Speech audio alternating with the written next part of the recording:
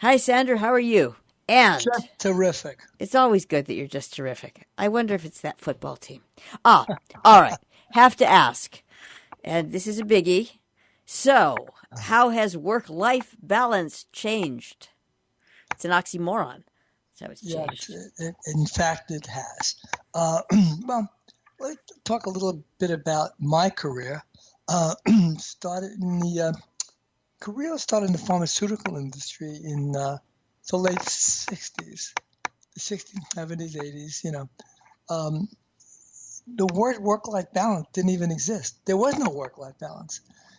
My life was jumping the curve. How do I produce additional revenue for the company, okay, Lederle Laboratories, up in Pearl River, New York, which is now Pfizer, of course. They acquired the company. And so my life and the life of the people with whom I worked was always about moving forward, working for that next job. And that was it. I mean, my ex-wife, of course, was there watching the kids, taking care of the kids.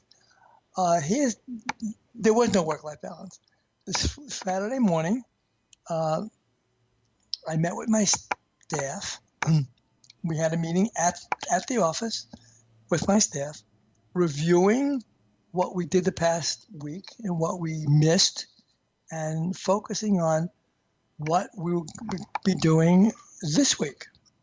And then we went out to the Little League course, the golf course, and played golf.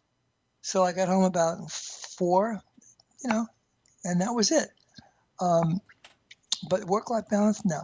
The only work-life balance for me and a lot of other executives, in the CEO spot, Jill, when my late wife became ill, my focus was on that. That was it. And of course, she passed away in 2017. And that kind of changed my life on work-life balance. It really did. And for many other people my age, we didn't understand what that was. But life has now really changed. I mean,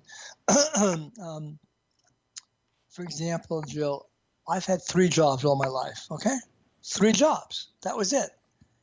Millennials have like 8 jobs before they're 40, and they choose the companies where there is in fact a lot of work-life balance. So let me go to an interesting article. Then I want to end with how Jack Welch, one of my heroes, the former CEO of GE, which he became number 1 for 10 years while Welch was there.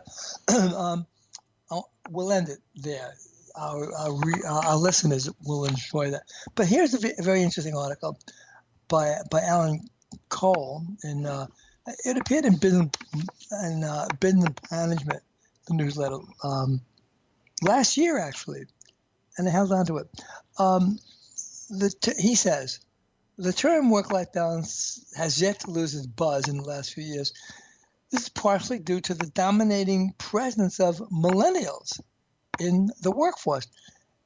Employers have been putting in a tremendous effort trying to determine the best way to appeal to millennials. And with the millennial generation of workers projected to take up, listen to this, 75% of the workforce by 2025. 75%, Jill. Many leaders think it's time to refine what work-life balance looks like. So work-life balance is an important aspect of a healthy work environment. Maintaining work-life balance helps reduce stress, true, and helps prevent the burnout within the workplace. Chronic stress is one of the most common health issues in the workplace. It can lead to physical consequences such as hypertension, digestive troubles, chronic aches, and pains and heart problems. Chronic stress also negatively impacts mental health issues because it's linked to a higher risk of depression, anxiety, and insomnia. And as an ex-CEO, Jill, this I've seen a lot of. Didn't pay much attention though. Didn't go to work-life balance. It just didn't exist. So, last point here. Too much stress over a long period of time leads to workplace burnout. Employees who work tons of overtime hours are at high risk of burnout.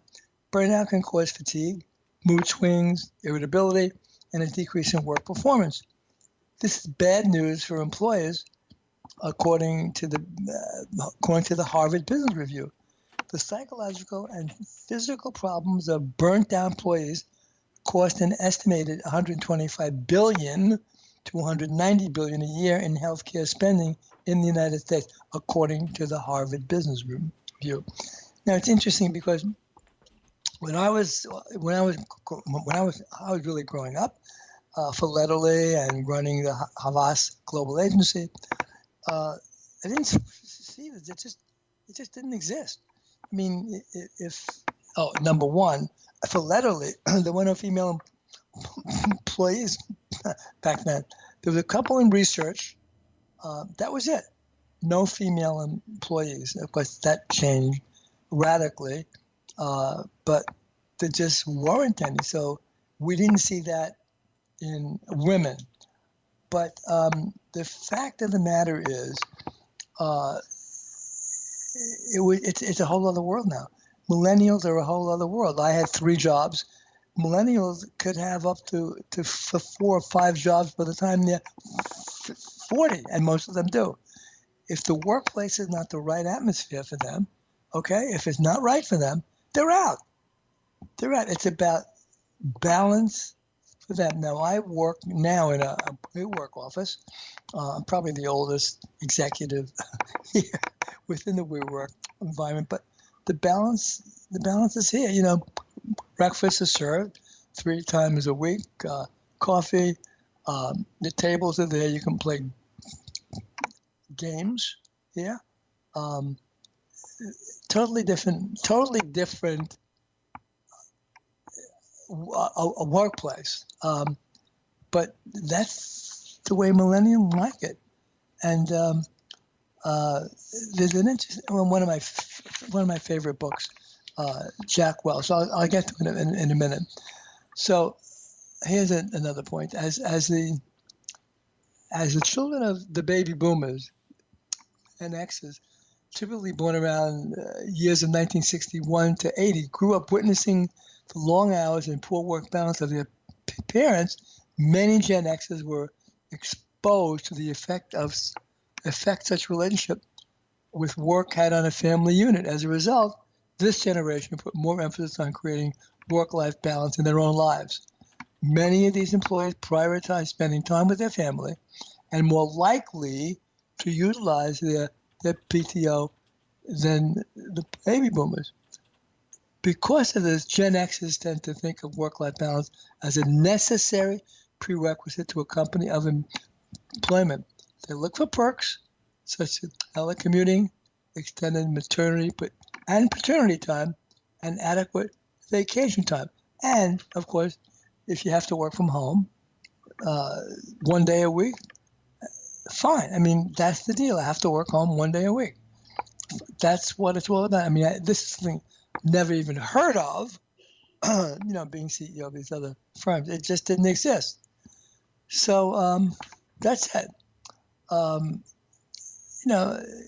Here, many millennials report that they don't care for these types of perks. Instead, they're more interested in finding a career path that will support their lifestyle, which in this context means their life outside of work. So, we can go on for this for a day on work-life balance, but this is what millennials are looking for. That's what they want. If it does not exist, I'm not going to take the job. I need balance in my life. Work is only a portion of it. So, a little bit about work-life balance. Let me talk to you a little bit about Jack Welch. He's my hero. I mean, he's always been my hero. So this is from his book that he wrote with his wife, Susie. Winning. It's called Winning. I've read it a couple of times. It's a big help to me running a company. So he says, let me do a couple of quotes. Most bosses are perfectly willing to accommodate work-life balance challenges if you have earned it with performance. The key word he says is if you have earned it with performance. Okay? Bosses know that the work-life policies in the company brochure are mainly for recruiting purposes. Excuse me. And that real work-life arrangement are negotiated one-on-one in the concept of a supportive culture, not in the context of, quote, but the company says. And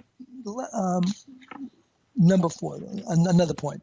People who publicly struggle with work-life balance problems or continually turn to the company. It's what they call ambivalent, entitled, uncommitted, or incompetent, or all of the above. Last quote from Jack Welch in the Work-Life Balance chapter in Winning. Even the most accommodating bosses believe that work-life balance is your problem to solve. In fact, most of them know that they are equally just a handful of effective strategies to do that, and they wish you would use them. So, of course, Jack Welch is in his 80s now, needless to say, and but this is how he saw work-life balance when he was running GE, and of course he built it to number 1 in the world. So, a little bit about work-life balance, Jill. What are your views on it? That it is necessary, that there is much to be said for some flexibility, but that there's going to be rather a reckoning with this generation of millennials, because the fact is work, and as they are raising their kids and trying to keep jobs, there will be other people who will spend more. It's just sometimes harder to adjust. It's more than just, you have to do more than just lip service to adjust your life. Work-life balance is really not as, shall we say, easy as it looks, and there's always someone else. Right. There's a big competitive life out there that I think that perhaps isn't being taken into account at this moment. Yeah. And what I've seen, Jill, too, if you're just an average worker and say, like, I really want to work at home one day, or I need some more time, blah, blah, blah. Things like that. You know what? You're gone. You're gone. If you're just an average worker and taking too much advantage of this work-life balance, quote unquote, they're going to let you go. This I've seen. If you're A+ and your performance is excellent and you excel, yes, you can really have your work-life balance, but you have to be excellent at what you're doing when you're there. If you're working from home, you better be focused on working from home when you get the telephone call from the home office, or you're gone. That's the realism of what I mean. That's the realism about it. You can read as many articles as you want, but you'll believe me, if you're not really getting it done, you're out. Okay? Plenty of applicants out there. You're going to be out. Thank you very much, Sandra Flaum. Leader's Edge. Have a good day.